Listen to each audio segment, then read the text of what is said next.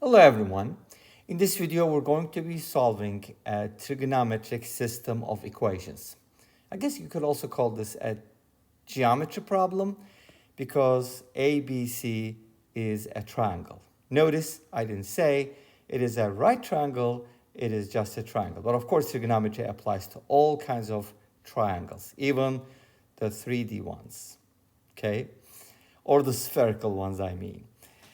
Anyway, so let's go ahead and take a look. We have 3 times sine of A plus 4 times cosine of B equals 6, and 4 times sine of B plus 3 times cosine of A equals 1. So we have a system. The problem is we don't have 2 unknowns, we have 4 unknowns. Everything is an unknown here. So how do we solve a system with 2 equations and 4 unknowns? Well, those unknowns are related. So that's the first thing. Now looking at this equation, we can't use elimination or substitution because of the number of unknowns. And it's not a Diophantine equation. We're going to be solving for real values. So how do we solve it? We have to take advantage of 2 things. One, ABC is a triangle, so angle A plus angle B plus angle C measures 180 degrees in degrees or pi radians. So that's good to know. The second thing we're going to use is the Pythagorean identity.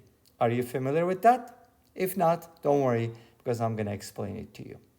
So when you look at a right triangle, like this, let's say, and let's say this is alpha. Suppose these side lengths are ABC, C being the hypotenuse, which is the longest side. We have a Pythagorean theorem, which I'm not going to get into the proof of, right? Hopefully you know that there's probably more than 100 ways to prove it. You can look it up. A squared plus B squared is equal to C squared. Now, why is that significant? Because we could kind of turn this into trigonometry. How? We can first divide both sides by C squared. And that gives us A squared over C squared if we split the numerator into 2 pieces. And C squared divided by C squared is equal to 1.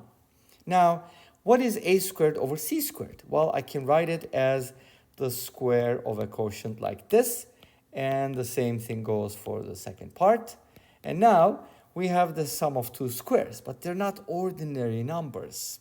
A over C in this triangle represents sine alpha, because think about it. In the right triangle trigonometry, sine alpha is opposite over hypotenuse.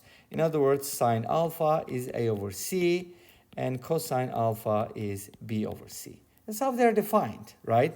So going back to this, A over C can be replaced with sine alpha, and B over C can be replaced with cosine alpha. So why not do it?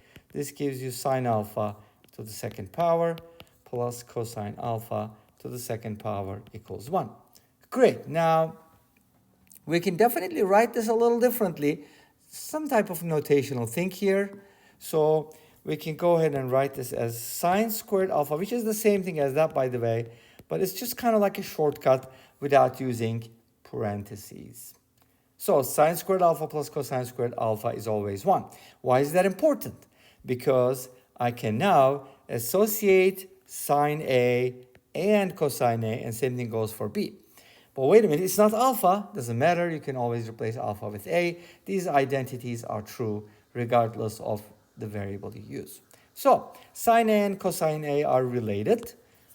In other words, we can write it for A like this: sine squared A plus cosine squared A is equal to 1. So from here, maybe I can write cosine squared A as 1 minus sine squared A. But in our original system, we do not have cosine squared, nor do we have sine squared. What do we have? Well, we do have them without being squared. In other words, if I write the original system, we have 3 sine A plus 4 cosine B equals 6, and 4 sine B plus 3 cosine A is equal to 1. So how do I use this identity? Well, square root both sides, and you should get cosine A equals plus minus the square root of. Now, the plus minus comes from the fact that there are 2 numbers whose square equals cosine squared A. Those are cosine A and negative cosine A. So cosine A can be the opposite of cosine A. And then when you square it, it's still going to be cosine squared a. Does that make sense? I hope it does. So which one am I going to use? Okay, let's just say you use the one with the plus sign. Okay, so that kind of takes care of this, and we can replace it with the square root of 1 minus sine squared a. And you can kind of do the same thing for this and replace it with the square root of 1 minus sine squared b. 1 minus sine squared b, square root of that. And then we end up with a system with two variables. And we can go even further and say, okay, suppose sine A is equal to x and sine B is equal to y. And then now write this equation as 3x plus 4 times the square root of 1 minus y squared equals 6. And 4 sine B, what is sine B? 4y plus 3 times the square root of 1 minus x squared equals 1. Great, but not so great because we have radical equations. How are we going to solve for them? Well, maybe you can do the following. Isolate the radical from one of these equations, like the first one. Let's say this is my first equation. Using the first one, isolate this. And then square both sides, right? And that'll give you 16 times 1 minus y squared equals 36 plus 9x squared minus 36x. Great. Can we use it in the second equation? Maybe we should do the same thing and isolate this and square both sides, so on and so forth. But notice that this is super painful. Do you feel that way? So it's too painful. Exactly. So there must be a better way to do it. How about we don't even get into the radical business here? So what can we do?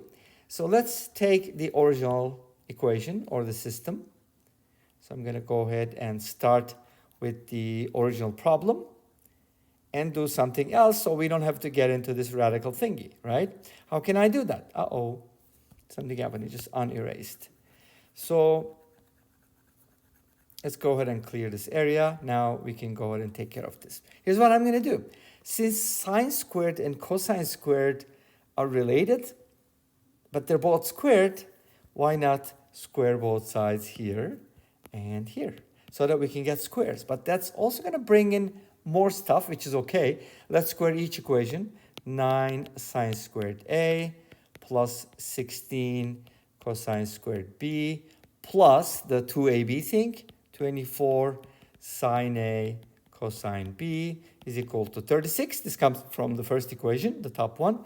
And the second equation, 16 sine squared b plus 9 cosine squared a. I usually do the x squared y squared first and then the 2xy thing. 24 sine b cosine a equals 1. Now don't forget that ABC is a triangle. So the sum of the measures of these angles is always 180 degrees. Okay? But still, how do we handle this? Well, since you want to take advantage of the sine squared plus cosine squared Pythagorean identity, let's go ahead and add these equations and see what happens when we do. Take a look. You have 9 sine squared a plus 9 cosine squared a. Isn't that 9 times sine squared a plus cosine squared a? If you factor out the 9, yes, and add these two things, you get 16 times sine squared b plus cosine squared b. Again, that can be factored. Plus 24 can also be factored. We get sine a cosine b plus sine b cosine a. Great, everything is factorable, sort of, piece by piece. And of course, the whole thing is equal to 37 because 36 plus 1 is 37, as far as I know, right? Great. Now, but this is the greatest part. Sine squared a plus cosine squared a is equal to 1. Sine squared b plus cosine squared b is equal to 1. And guess what? This is even true when a and b are complex numbers. But that's another story because I have another channel which focuses on complex numbers, and it's called a plus bi. Just like how a complex number is written in standard form. So hopefully you'll remember that, right? Great. Now 9 times 1 is 9, and 16 times 1 is 16.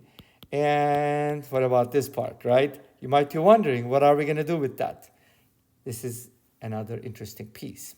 That this is a formula for sine of a plus b, which is called a sum formula. There are sum and difference formulas. There's 4 of them for sine and cosine, and there's 2 for tangent, 2 for cotangent, but you don't really need to know the cotangent because cotangent is just the reciprocal of tangent. Don't memorize them. That's too much work. I'm lazy at least. But this is sine of a plus b. Now, what does that give us? Well, you just get something amazing because from here, you can solve for sine a plus b, and I'll tell you why it's important. Okay? Now, take a look. 9 plus 16 is 25. If you subtract 25 from 37, you get 12, right? So we end up with something like this. 24 times sine of a plus b is equal to 12. And divide both sides by 24. And you'll get sine of a plus b is equal to 1/2 because 24 is 2 times 12, right? Awesome. But there's more to it. Because remember what I told you, right? ABC is a triangle. So let's draw a picture. A, B, C, D. Wait a minute. You have to stop at C here. This is a triangle. Okay. Now, what is the relationship then? A plus B plus C is 180 degrees. Beautiful. Then A plus B can be written as 180 degrees minus C. Now replace this with that. So you're going to get sine of 180 degrees minus C is equal to 1/2. Sine of 180 minus C. What does that mean? Draw a unit circle. You have an angle, and then you have its supplement, which means they add up to 180. What does that mean? They have the same sign. Not SIGN, the sign, SINE. Okay? So sine of 180 degrees minus C is the same as sine of C equals 1/2. And we were supposed to find C. Wait a minute. How do you find C from here? Well, C is an angle whose sine is 1/2, and the sine of which angle is 1/2? Think about it. Sine of 30, right? 30 degrees is a possibility. Or you can subtract it from 180 and write it as 150. But the million-dollar question is it possible for C to be 150 degrees? And that's for you to find out, because this brings us to the end of this video. Thank you for watching. I hope you enjoyed it. Please let me know. Don't forget to comment, like, and subscribe. I'll see you next time with another video. Until then, be safe. Take care. Don't forget to check out aplusbi and SyberMath and aplusbi, and bye-bye.